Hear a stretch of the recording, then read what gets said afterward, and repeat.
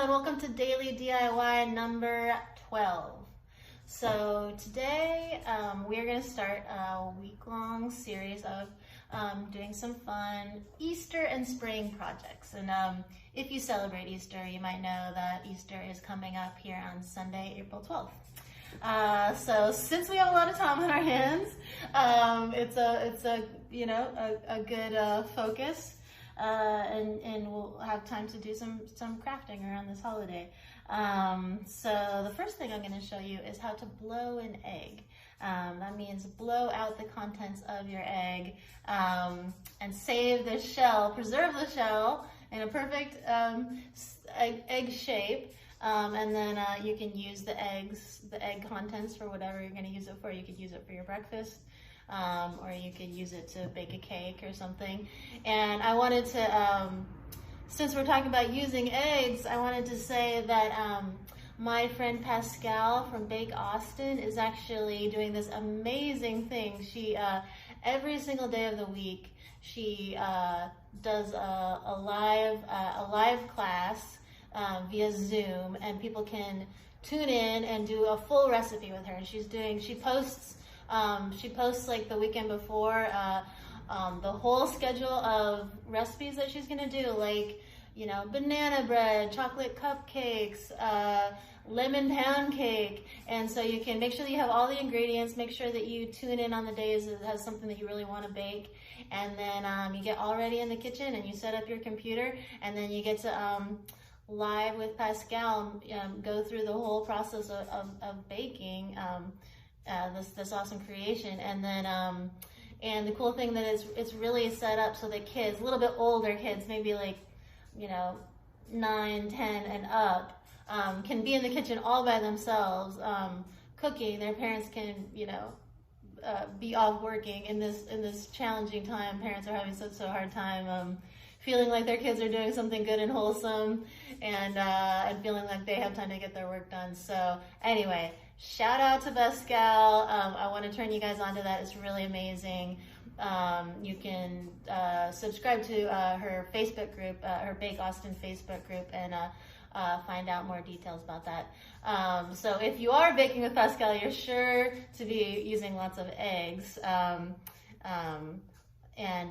So every time you use the eggs, if you could just blow them, then you end up with a whole bunch of eggs to decorate. So some of you might already know this, but I'm just going to tell you about it. So find your egg, and I just happen to have these really cool, beautiful, already colored eggs because I'm so fortunate to have a little flock of hens here at Tinkering School that they lay brown eggs, they lay green eggs, and I don't have one right now, but I have two little bantams, a small variety, and they lay eggs that are about this big. They're so cute. So anyway, I'm gonna blow these ones, and then later in the week I'm gonna show you some other methods for dyeing them. So first off, you need to get your eggs, get a container, and then find something sharp to poke your egg with.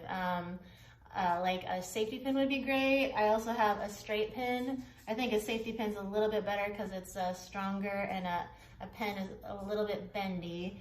Just find something that has a really sharp tip. I'm gonna say don't use scissors, don't use a knife, because I think I've done that before, and it just ends up being too large, and it can sometimes kind of crush your eggs too much. You want a really small hole. Not just one poke. You're gonna do multiple pokes, but so anyway, hopefully you have a safety pin. You could use a paper clip, maybe a paper clip if you unwound it and you just use the sharp end of the wire. So you're gonna be poking a hole on both ends because obviously you need a place to blow through. So take your egg and be really careful. Be really careful. You're gonna have to use the right amount of pressure. Hold your egg really securely. Push this tip into your egg, and see, I'm doing multiple pokes so that I still have a really tiny hole, but it's big enough for my airflow. See, I'm maybe doing like 10 pokes to get just a tiny little hole on the top. So now I'm going to go down to the bottom. I might try to make this one a little bit bigger because this one is going to be where the contents of the egg flows out. So just keep poking till you get yourself a little hole going. I don't know, I might have made that a little bit too big, but I think it's pretty good. Okay, so here goes. Now's the fun part. It's kind of disgusting. Might make a inappropriate sounding noise, but here we go.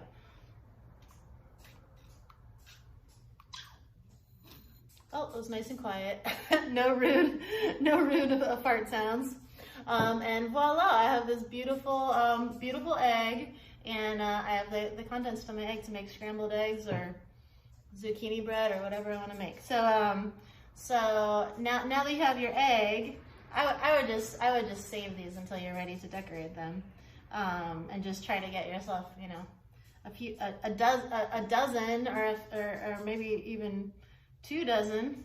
But since we're here, I'm going to talk to you about our Easter trees. So that's what I was going to say, is that you could they're kind of fragile for an Easter egg hunt. So you could definitely use them for an Easter egg hunt, but they might end up getting crushed.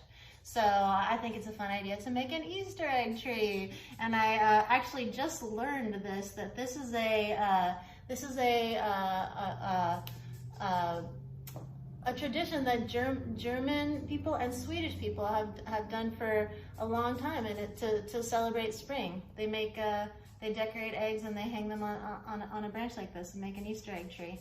And I just confirmed this by texting my sister-in-law Angelica, who's the mother of Ella and Otis. I've posted some videos of them. They're my really cute niece and nephew.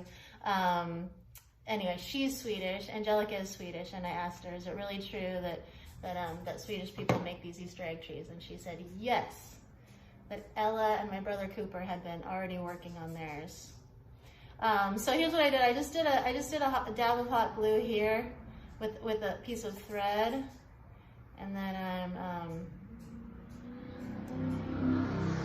obviously bringing it back around, and then dries pretty quickly. But obviously, if you don't have hot glue, you could probably just thread it through and tie a knot. You could use a ribbon. You could do a lot of different things. So so here's my my first Easter egg ornament, and then I'm just gonna quickly talk to you about these Easter egg trees. I mean, it's super kind of self-explanatory here, but I just went into the backyard here at Tinkering School and I just cut a few different branches, and I think you just shouldn't worry too much about it being perfect. You could probably use a plant that you already have indoors if you want.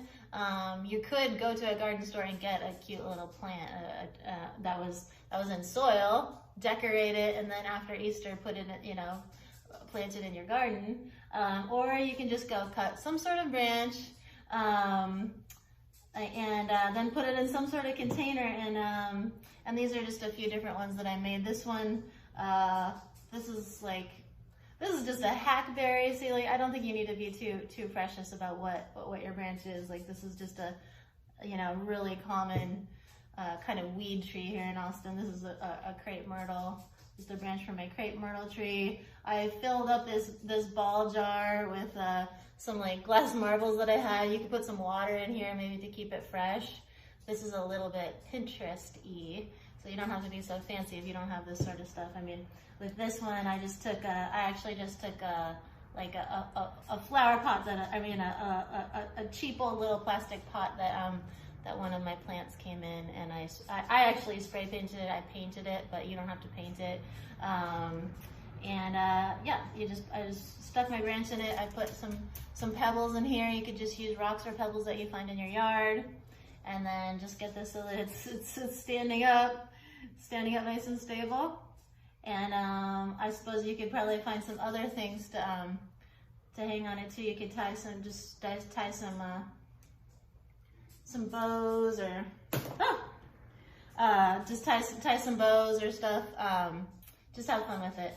You could cut some cardboard shapes and cut them out. Anyway, so this is just a fun project that you could work on this week. I would love to see your trees that you make. I would love to see your eggs that you decorate. I'm gonna be back tomorrow teaching you how to make DIY Easter egg dye. You don't need to go to the store to get fancy egg dye. I'll show you how to make it at home with materials you probably already have.